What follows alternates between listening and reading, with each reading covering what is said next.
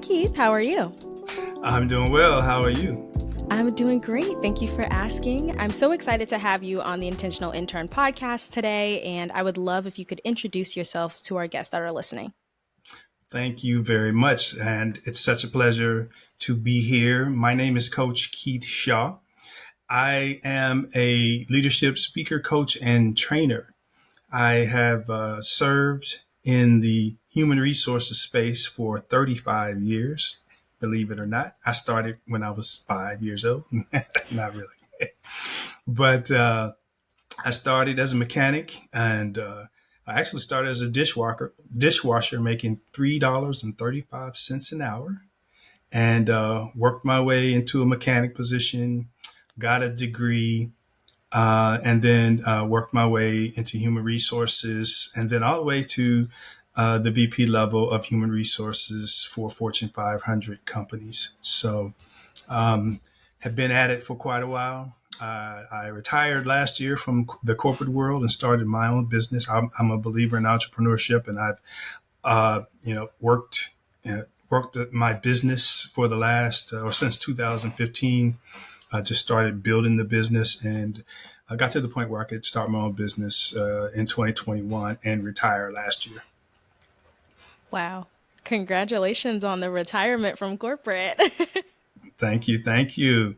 It's been a great journey. I love what I do and what I did as a corporate HR leader. I believe my purpose on this earth is to help others get clear about what they want out of life and to create a plan to accomplish that. So becoming a coach and a speaker, sharing with people how to experience more success is what I believe is my calling. And I'm enjoying doing this in this phase of my life and career. You're aspirational, definitely something to look forward to, especially for me, one day in retiring from corporate, hey, but also just the being a multifaceted individual as well as what you said of just being a coach, a leader, a speaker, an HR expert. I'm so curious because one thing that stuck out to me when I was doing my research on you actually was the nickname or the coined term for you being the HR mechanic. And I thought it was so eye catching. Like, I really was like, I want to learn more about how this came to be. So I'm curious, can you share a little bit about how the HR mechanic nickname came to be? Yeah, you did your homework. I like that.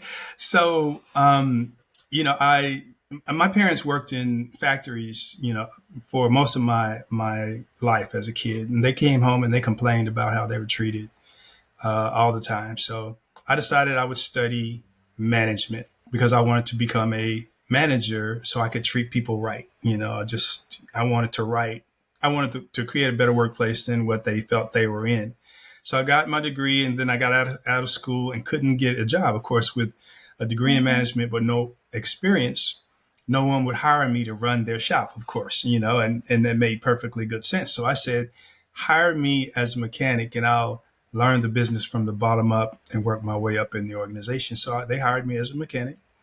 And I was not very technically savvy at that point. I did, learn what to do, became a mechanic, worked on airplane engine nacelles, and learned how corporate works. And, for what people might think would have been a bad experience because I got a degree but went to work as a laborer, it actually allowed me to gain a perspective on the workplace that most HR professionals never get a chance to get. I was one of the workers before I got into HR, and it really helped me to understand uh, the life of an employee. And I believe that perspective helped me throughout my career to have a better appreciation and understanding of the employees at every level of the organization because I actually literally worked at every level of the organization. And so I learned also from that uh, experience of being a mechanic, I learned that, to be a good mechanic, there's certain fundamentals you need to know about being a mechanic. And, fundamentals has been an important part of my life. When I played basketball, I had to learn the fundamentals of basketball. And when I became a mechanic, I did the same thing. I learned the fundamentals of mechanic. And that just continued a habit that I practiced throughout my career in every position that I've taken and anything that I've done. I try to identify what are the key fundamentals of this so that I can understand how to do it well. And it's helped me to experience success.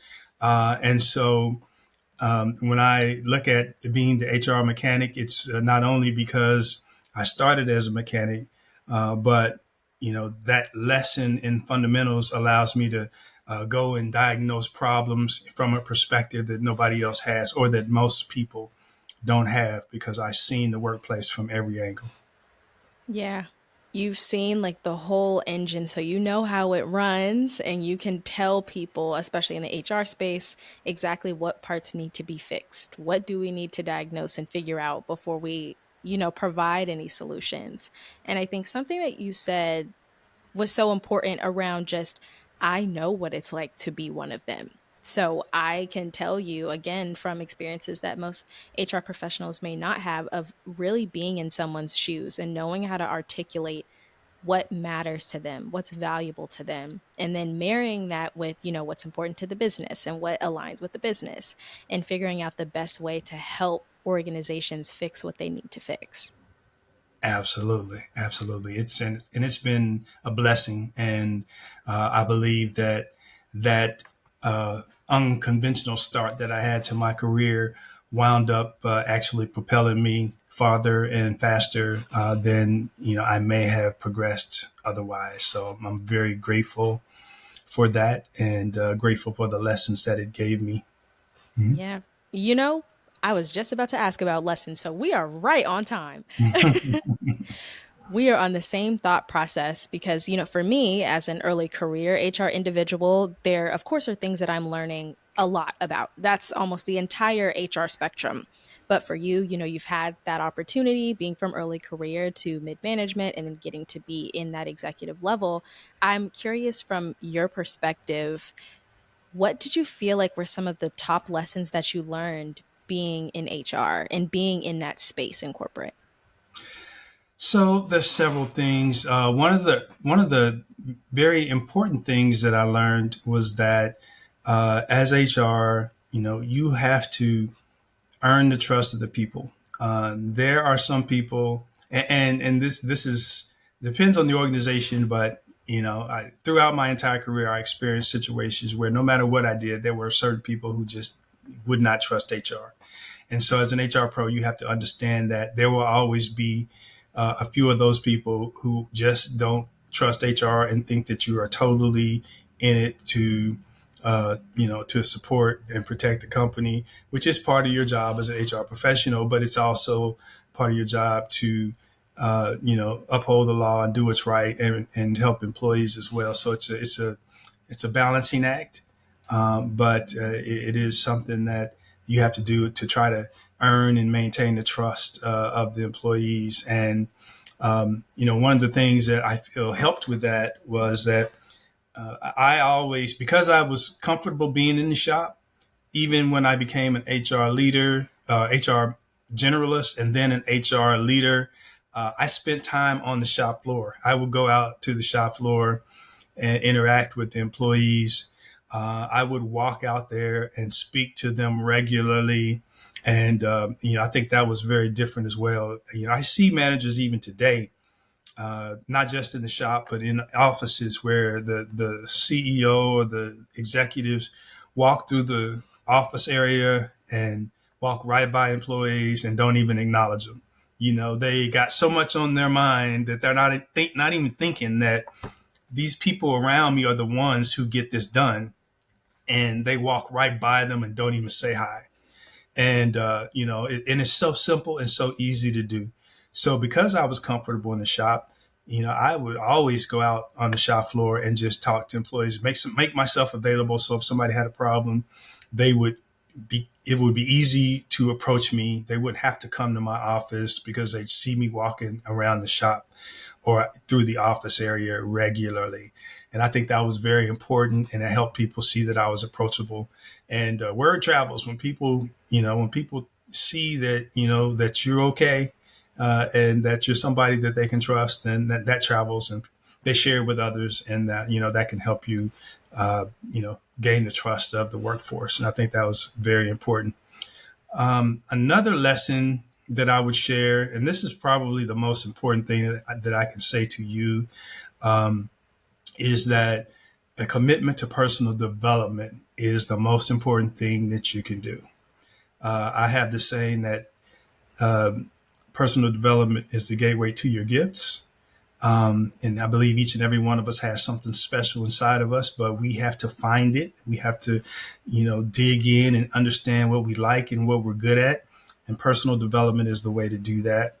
And most people aren't intentional about their growth, but growth does not just happen. You have to be intentional. And that means identifying where do I need to improve, and then, and then going out and being proactive and trying to figure out what you can do to close that gap.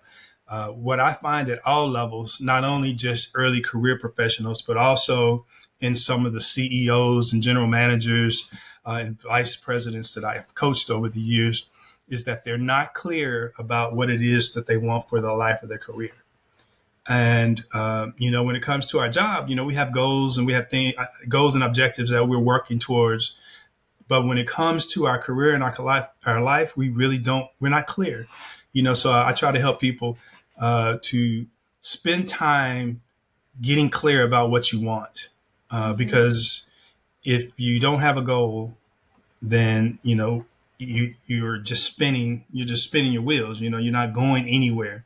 But if you get clear about what it is that you want, then you can identify where are you. I like to give the example of a GPS system. The purpose of a GPS system is to help you get to a particular destination. But what's the first thing that you do when you utilize a GPS system? It locates where you are. And if it can't locate where you are, it gives you some jacked up instructions, or it won't give you any instructions at all. The same thing applies to us. We need to find out where we are first. And that means do assessments to understand who you are. Recommend DISC, Myers-Briggs, Strength Finders, self-assessments like that, a personal SWOT analysis, different things like that, just to understand what are your strengths, who you are, and to determine, what do I like and what don't I like about myself, and what can I do to improve on those things that I don't like, and how can I leverage those things that I'm really good at. And then once you understand where you are, you determine, okay, here's what I'm going to do to improve these things that, I'm not so crazy about.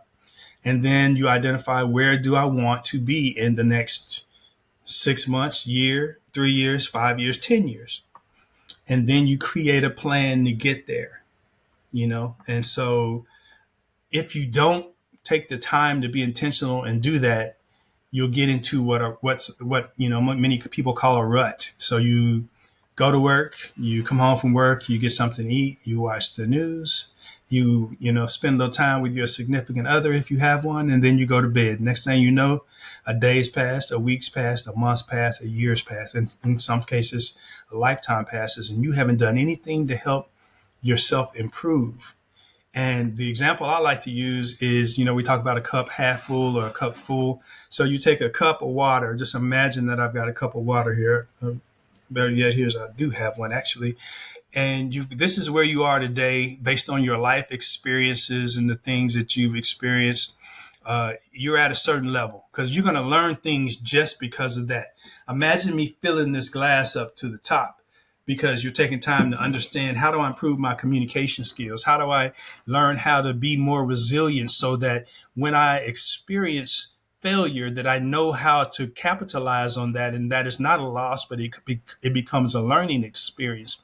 What if I become more aware of my own strengths so that, if I have weaknesses, that I can close the gap on those weaknesses and become better at communicating or become better at delegating. If I'm a manager, I just get better at that. What if my vision as far as what I see, who I want to be and what I want to do in the organization that I support, I have a clear vision of my role and what I can do to help to accomplish the goal of my organization. What if I develop effective decision-making skills so that I can be better at making decisions and things of that nature?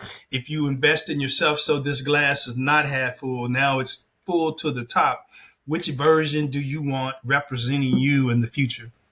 You want the half full version, or you want a glass that's full to the top? Mm. And the answer to that question should be easy. It should be you want a glass that's full to the top. So the way to get there is to start with clarity, and then assess where you are, and then create a plan to close the gap from where you are to where you want to be. And it's this is a expedited way to share this process, but that's one of the beautiful things about coaching. I'm able to take people through that process and show them how to do that and help them accomplish more in a year or two than they've accomplished in the last 10. And I think that's a beautiful thing. And so those are just a few of the lessons that I definitely like to share with people in general, but definitely young people, because I wish people would have told me these things when I was younger. I mean, I felt you when it came to that GPS one of at first I thought it was going to steer in the direction of how can you like where can the GPS tell you to go if you didn't input like the correct location or correct destination, but for you to take it even a step more like backwards. I was saying the GPS first locates where you are. That's so true. If you don't even know where you are, GPS can't even see your phone. How is it going to tell you how long it's going to take for you to get somewhere? Absolutely. So you definitely got me with that one on top of just the glass half full to the glass being entirely full. I think like you said we always kind of have the rationale of looking at things from a glass half full or a glass half empty, but thinking again a step further, a step more forward this time, thinking about okay, who are you when your glass is full? Right. That's what you're trying to be. That's what you're trying to aspire to. So from that point, like, okay, what are we doing to get you to that place? How are you developing in that place? So it's more of a mindset thing at that point to actually get to the glass full part versus just stopping at the notion of thinking that the glass is half full is better than thinking it's half empty. It's like, okay, we established the glass is half full. How are we going to get to full? Like, what are we going to do? And so that's what we need to be focusing on right now. Exactly. You summed it up perfectly with, the option that we always hear about or talk about is the glass half full or half empty. Well, those should not only be the options. The options should be the glass should be full. And what do I need to do to get there? It's like, okay, glass is half full. What's next? So we can Yep. get there. Yes, yes, yes. And I just think it's so cool. I appreciate you sharing just those lessons that you've learned with us on top of, learning that throughout your career and sharing more about what you wish you knew, especially being in the younger years of your life where that definitely can form who you are as a leader and form who people think of you as well when it comes to being a leader. And one thing I know that you mentioned earlier was about things to help gain clarity, people helping them to gain clarity in that way, and talking about DISC and Myers-Briggs and the Clifton Strength Finders. Can you talk a little bit more about you also being a disc expert? Like, what is disc? What drew you to disc and continuing to use it as a great strength finder? Like, tell us all about that process and that journey. Okay, awesome. I'm glad you asked that question. So when I went from a mechanic to HR, I was performing well. I got identified as a high potential employee, and I got into a management development program. This is with Raytheon. And one of the first things they did was to in that program was to give us a assessment, and at that time it was Myers Briggs. And so I took that Myers Briggs assessment and was fascinated by completing an assessment and answering some questions, and then you get this 30-page report that tells you all about you, and it's right on. And I was like, wow, that's amazing.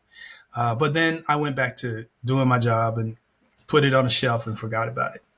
And then I went to a different company and was identified as a high potential, and took disc again. And I took disc this time, and I realized, wow, this is just like Myers Briggs, and this is powerful information. And I realized how it could help me. So disc is a human behavior model, and each and every one of us all utilize the four behavior styles. There's dominance, there's influence, there's steadiness, and then there's what's called a conscientious. And each one of us uses one of those as a dominant, one, two, or three of those as a dominant style. And based on your style, you do certain things in a certain way. You like to communicate in a certain way. You get involved in things in a certain way. You may, for instance, if you're high D, that means it's dominant, direct. You like to take control of things. You like to get results. The I is influential. They like to use verbal communication to accomplish things. So they emphasize or they encourage people. They motivate people and they cause people to do things based on their ability to talk. Their steadiness. Steadiness is their strength is pulling people together to accomplish things. They're all about teamwork. They're very steady, and they want to help. They're very helpful, and they want to get things done together. And then the C, conscientious, are detail oriented, critical thinkers that really need data. They're detail oriented and they think a certain way. Each style thinks in a certain way. Each style communicates in a certain way. Each style likes to receive information in a particular way.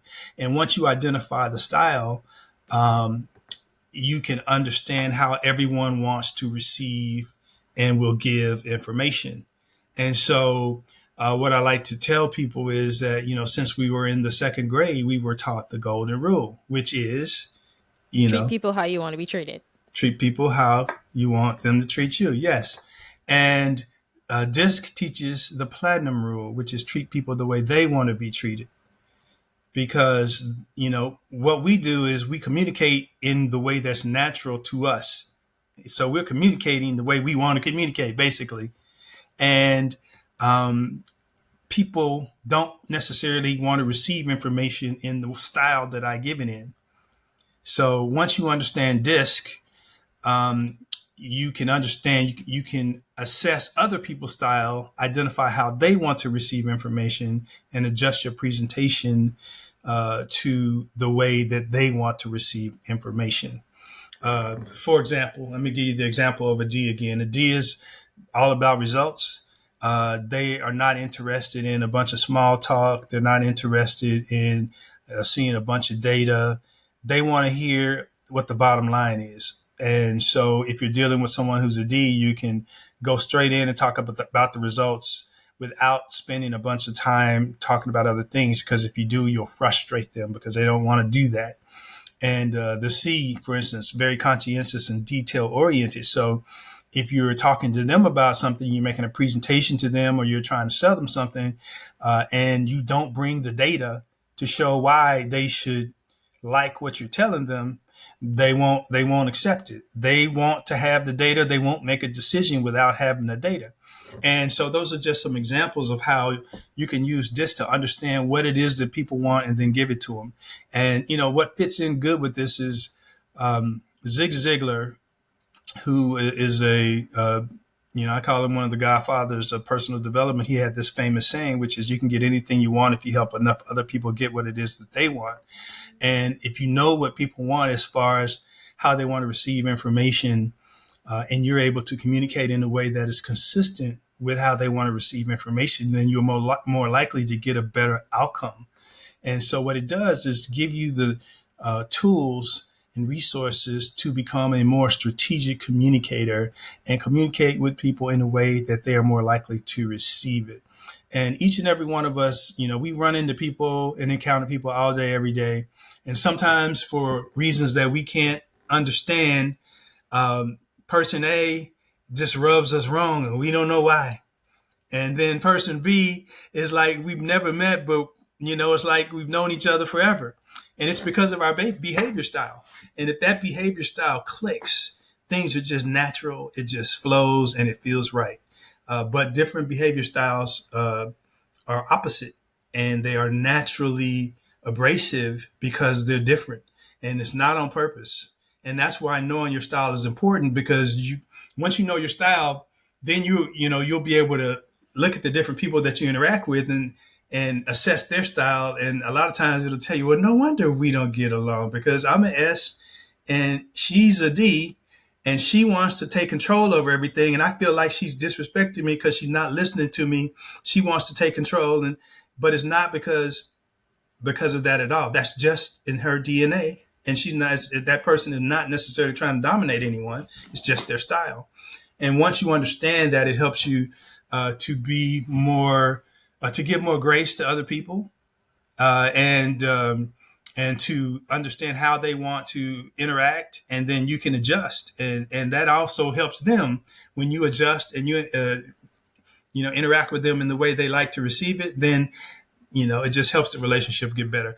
I can tell you that DISC has helped me have better relationships in every aspect of my life, and I teach DISC for every coaching client that I have. We go through DISC because I believe it helps them to understand themselves. Self-awareness is a very important part of becoming a leader and just becoming a great person anyway.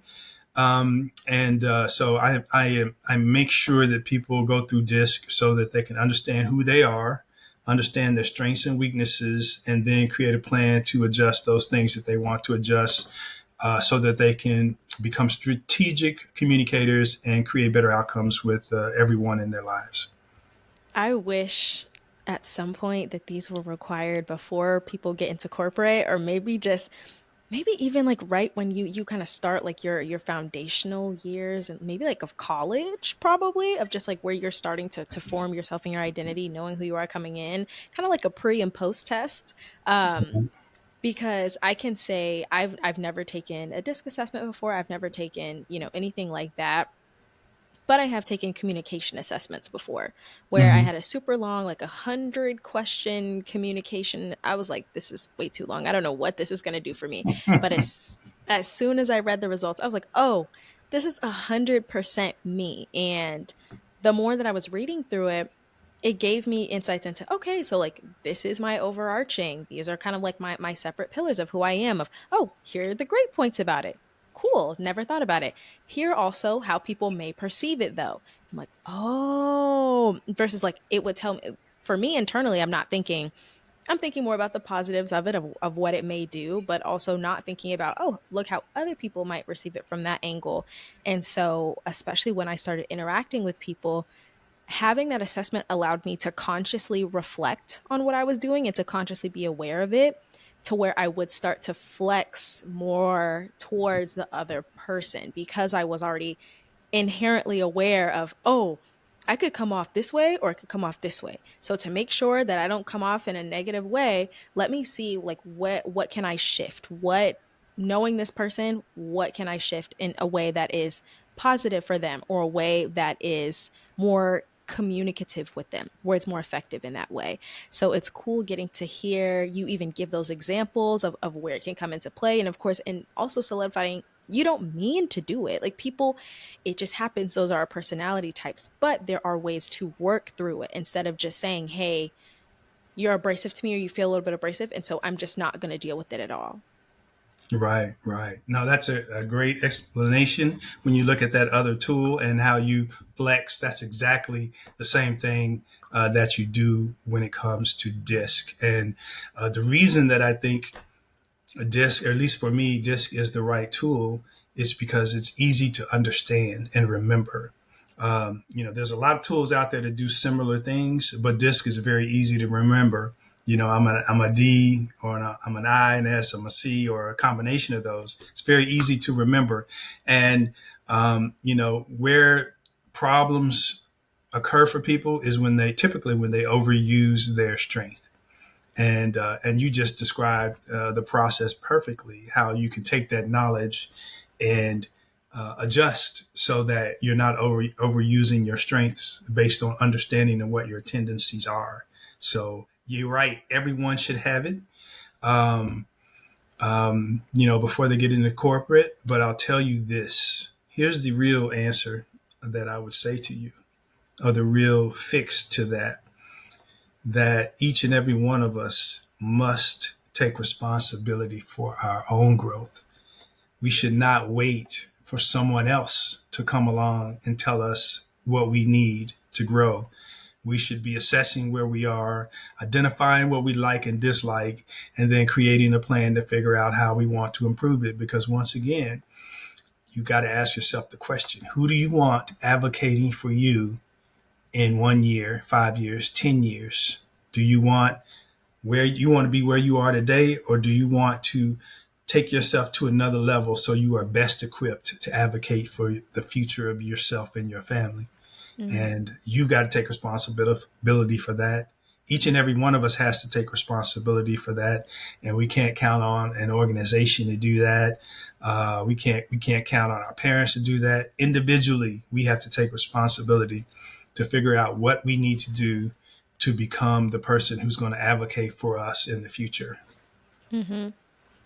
Who do I want to advocate for me in a year, and how do I become that person? Exactly. No one knows you better than you, and no one knows, especially what you aspire to be, better than you. So I think that's a great point as well.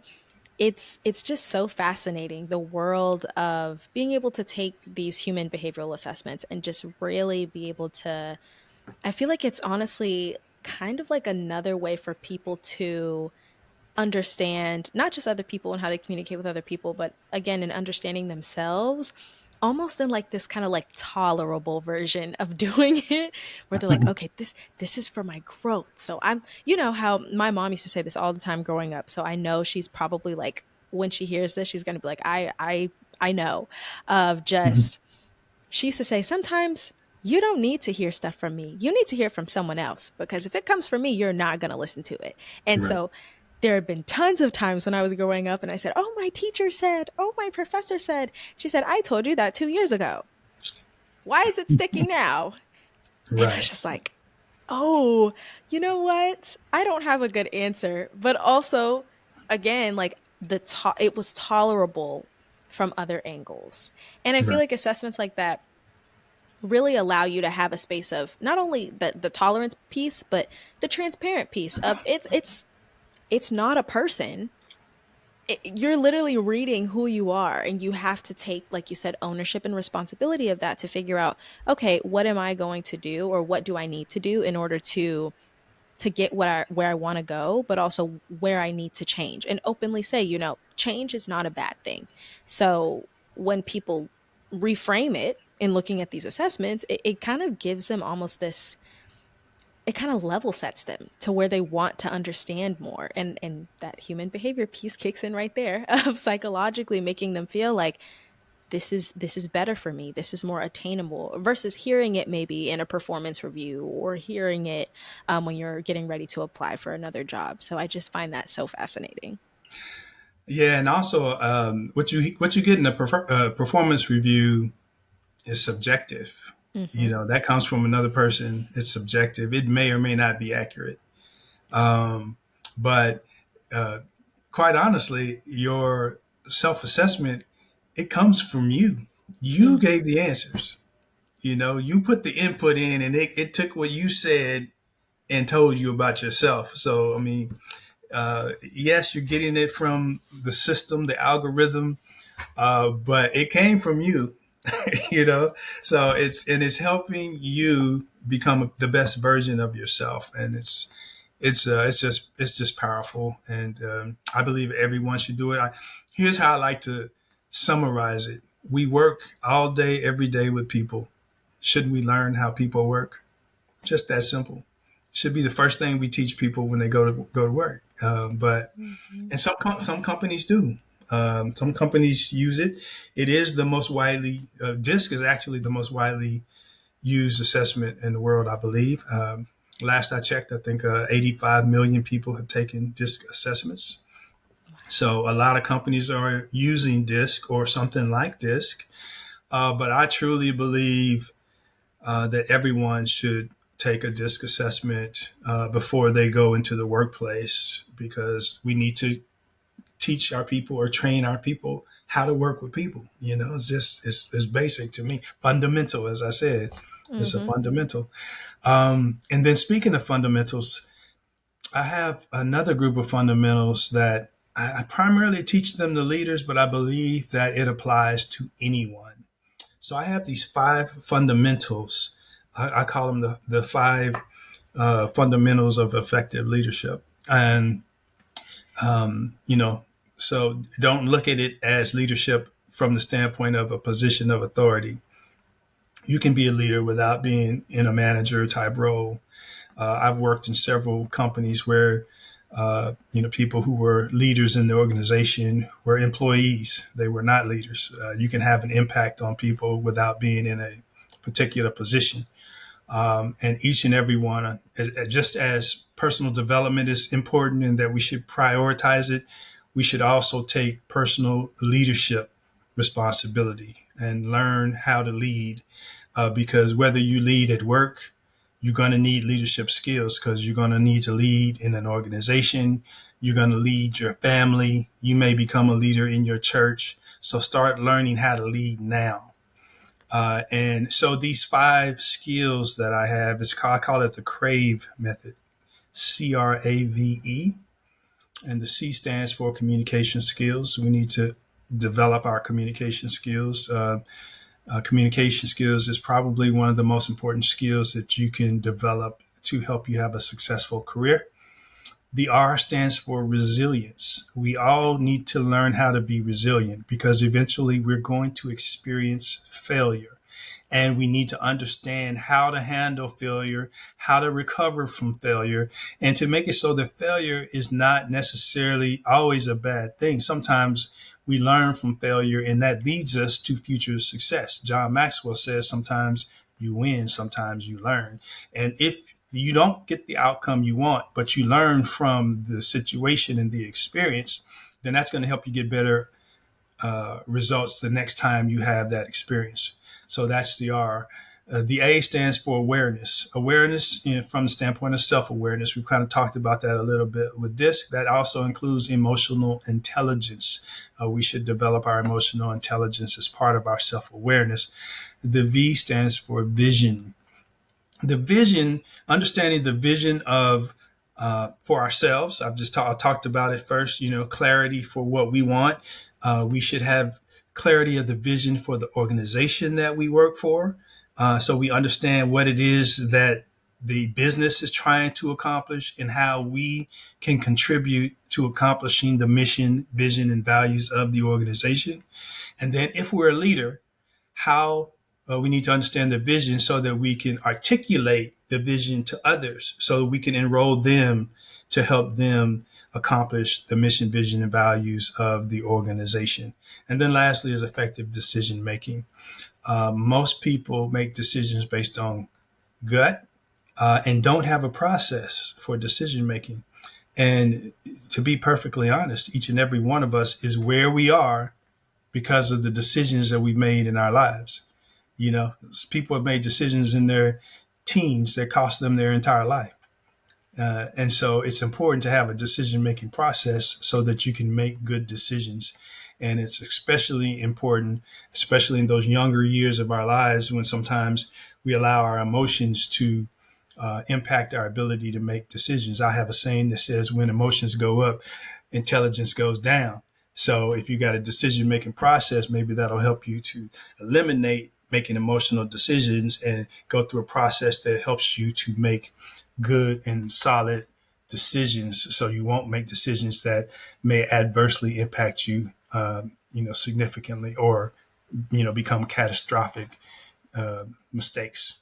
So those are the five fundamentals of effective leadership that I teach to all of the leaders that I coach and train. And I believe that every employee should understand those fundamentals as well. Those are great fundamentals. And I love that you kind of started it off with such an important reframing of like losing, of sometimes we win and sometimes we learn. And failure doesn't automatically equate to you lost, you're terrible, you're blah blah blah. Like no, it's an opportunity for you to take that time and say, okay, this is the outcome that happened. What did I learn from that? What can I do better? And I'm seeing that more and more as I am starting to go through corporate or go through other things where I'm sitting there and I feel myself definitely not as anxious or as stressed as maybe I used to be when I felt like, oh, I failed. This sucks. Like, I don't want to do this again. Um, but now sitting and saying, okay, this happened. This is the outcome. Okay, so what's next? What do we do next? What do we do now that we've done this? And when I say like I feel like $1,000,000 afterwards, like sometimes I might feel like $5, depends on what the situation is and how Right. emotions are, like you said. But the point is that I don't walk away feeling negative. I don't feel like there's a negative any type of negative balance in my emotional account. No amount of being negative to yourself is going to make anything better. And so if you are able to, like you said, utilize those five fundamental frameworks, but also learn and don't view it as losing, you will walk away and you will grow so much faster. Absolutely. Absolutely. Great stuff. Great stuff. Yes. I'm curious, actually, as we're talking about fundamentals and frameworks, I really want to know from your perspective, being in HR for 30 plus years, what was your favorite part of HR and what was one of the more challenging parts of HR? Well, the favorite part is easy because I love helping people. So I got into HR for that purpose. I wanted to help people. So when I got exposure to leadership development, being able to, which was the ultimately the reason I got, in HR, basically because of the situation with my parents, always feeling like they weren't treated well. Um, when I got a chance to actually get into HR, start as a mechanic, when I got a chance to get to HR and I realized that I can not only, from HR, I can not only manage a group of people and treat them well. I can teach multiple leaders in the company so they can treat people better as well. And I realized that that's where I could have the biggest impact through leadership development. And that is the part of HR that I enjoy the most. And that's why, I decided to ultimately to retire. What I really retired from the rest of HR and just opened my business doing the part that I love, which is leadership development, coaching people, training people how to experience more success. And so that's the part of HR that I love. The part that I don't like.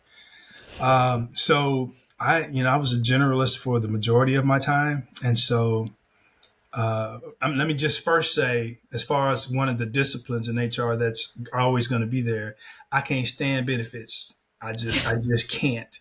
It's not hard, but I just don't like it. So I stayed as far away from benefits as I could. I did, negotiate uh, benefits for a couple years. It was fun doing it once, but it wasn't my thing, and it wasn't interacting with the people, which is where I feel like I'm best. Um, what I had to do that I didn't enjoy was, I was always basically the face of the company for negative things. When it came to investigations. I was primarily the one I'm primarily the one conducting investigations. I'm primarily the ones giving news of layoffs. So I was primarily the one going into facilities and closing a facility. I did not like those things. And, that weighed heavy on my heart, and, it's difficult. I think we've all, if you haven't yet had a situation where you had to, tell someone that they're losing their job and you see a grown man cry right in front of you, it's tough, and I felt like I was the right person to do it because I mean I'm a big guy. I'm 6'3", 220 pounds, but I'm a compassionate man and I'm a Christian man, and I try to treat people right, and I feel like I was the right person to do those things because I'm going to do it with respect and dignity and compassion, and I was the right person to do it, but I didn't like doing it. So that was what I dislike about HR. Yeah. I mean, those are very valid. I I'm with you on the benefits and payroll. I feel like I should not step a single toe into payroll. Mm, too many numbers, and also it's just, people get upset when they're not paid right. I do not want the smoke. I'm so sorry, I don't. Right. Right. Don't mess with people food. Don't mess with people money. Mm, Right. you get it. You get it. Yeah. Um, I really think just having your experience on the show and sharing like your lessons and fundamentals will mean so much to students coming into HR, and HR is changing so much every day, especially with technology and AI. So I'm curious on your thoughts of where do you see the future of HR going? Well, that is a fantastic question. Let me first say that, let me acknowledge that I believe that right now is the most difficult time to be a employed HR professional than I've ever experienced in my career, because the things that I've learned for the last 35 years have been thrown out the window. It's all changed, or it's in the process of being changed, or it may be changed. I don't know exactly what's going on right now. I think a lot of people are confused about what's happening, because so many things have changed. So the good news is that the uncertainty increases the need for HR, in my opinion, because I think there's a greater need now for companies to train their leaders on what's expected, because there are so many bad examples of leadership out there. So we have to teach them what good leadership looks like, or they may go emulate the stuff that they see or hear about, which is going to be bad for the business. I think there's going to be a continued need for HR for sure. I am concerned about AI and the impact of HR on HR. I believe that there will be some agents or bots that will people will use to answer some of the questions that they normally come to HR for benefits and stuff. I think that's actually good. Um, but I think if they start using it, if people start using it for people related things, employee relations and stuff like that, that that's not going to be the best use for it. But um, I think even then, I think there's a need for HR to make sure that AI is done so in an ethical way. A reason that I'm concerned about that is, I just remember just recently, I don't know, maybe 2, 3 months ago, there was a particular model where they made some adjustments to it, and it started saying totally different things, um, and that makes me wonder about the authenticity and correctness of AI. I mean, can you trust it if somebody can just go in and change what it says? So that's a gray area. That's a question mark that I have right now. But HR should be involved in making sure that there's ethical use of AI in how we use it, and then also right now the important part is to help with change management, because there are a lot of people who are going to uh, not want AI to succeed and going to do everything they can to reject it. And I believe AI is coming whether we like it or not.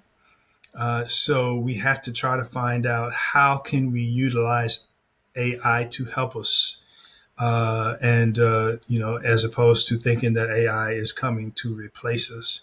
And it will replace some jobs. There's no doubt about that. But just like everything else, just like robots have replaced some jobs, but there are other jobs created from robots. So, staying in tune with what are the upcoming trends, so that you can be on the curve, on the front edge of it, and identify what opportunities are created. Just remember, AI is it's like when the cell phone came, there were a lot of people who really benefited from it. When the internet came, there were a lot of people who benefited from it. So just identify what is the change that's coming from AI, and how can I, how can I get in front of it? How can I stay up to date on it so that I understand how it's going to potentially impact me and how I might be able to take advantage of it in my role. The other great news about AI is that everyone is in infant stage when it comes to AI. So if you want to become an AI expert, everybody's starting from the same place. So you could probably create a niche for yourself by identifying, from an HR standpoint, how can AI help HR, and become an expert in that, and that may provide the security that I know a lot of HR professionals are struggling with right now. I read a study just the other day, and it said 50% of HR professionals are considering changing their career because of the uncertainty of AI. And so just trying to find a way to get comfortable with that it's coming, and just trying to make sure that you understand how it's going to impact HR and be able to utilize that to your advantage is something that could be helpful. I completely agree. I think HR already operates in so many gray areas. So then to have technology that is supposed to, kind of bridge the gap between a lot of other gray areas that we're already kind of working through, especially when it comes to people. People can always be a gray area depending on the situation and what you're working with. It'll be very interesting to kind of see not only the what comes out of this, of how it's being used, but then also how is the future workforce also going to kind of develop skills to kind of work in that same space of not only managing people but also managing AI that is helping us to further manage those people. So I appreciate your insight on that. And it's a great way for us to wrap up talking about the future and just really hitting everything home. I want to ask you, is there any thoughts that you would like to leave behind with the audience as we're thinking about HR, as we're thinking about just anybody who wants to be where you are now, whether being a leader, whether being a disc expert, being a coach, being an HR mechanic? Is there any lasting thoughts that you would like to share with us? Just one piece of advice that I think is very helpful, um, and that is, I used to work for a French company, and there was a phrase that they used that was very helpful for me as far as helping me prioritize the work that I did, and the phrase was called "le grand patron," and it means, your biggest customer. In most cases, your boss is your biggest customer. So that's the attitude that I took from it. That your boss should be your biggest customer, meaning understanding what your boss needs will help you with your career growth. And when your boss has a assignment for you, you should prioritize your boss's assignment, and focus on getting the work done on time, so that you can get the boss what you promised to get to them. So, and if you're not able to meet a deadline, you should notify your boss or whomever you've made that deadline for, whoever the grand patron is for you. Let them know that you're not going to meet the deadline, and give them a new deadline. I find a lot of people, don't meet the deadline and don't say anything, and then you have to go check and say, "Hey, this was due yesterday, and I didn't hear from you." "Oh yeah, I had this problem. It's going to take me another week." Don't make them come look for you. Mm-hmm. Communicate well. Honor Number one, honor your commitments. And if you can't honor the commitment, at least have enough respect to reach out to them in advance and say, "Hey, I'm not going to be able to do that. I'm sorry. Is it okay if I push it back 2 days?" And you'll get a lot more respect that way, as opposed to just not meeting your commitments to people. So discipline is something that most people struggle with, and I believe discipline is the difference between people who are successful and those who are not. So having the discipline to actually, and the integrity to do what you say you're going to do, is the difference between success and failure also. Awesome. Perfect line to leave us off on. Thank you so much for coming onto the show and sharing more of just your wonderful wisdom that you've learned throughout your time being in HR, but also just being someone who's navigating corporate. I really appreciate it. Well, thank you for having me. It's been an honor and a pleasure to be here. And you definitely have impressed me. You're asking some great questions, and you share some fantastic little bits of wisdom. And I appreciate that. Keep doing what you're doing. Keep moving forward. And if there's anything I can do to help you, just reach out. That's a wrap for today's episode of the Intentional Intern Podcast. We hope you're leaving with fresh insights and a boost of motivation to take on your career journey. If you enjoyed this episode, don't forget to follow, leave a review, and share it with your network. Connect with us on LinkedIn and Instagram and let us know your thoughts. Your feedback fuels our next great episode. Until next time, stay intentional, keep growing, and keep shining bright. See you in the next episode.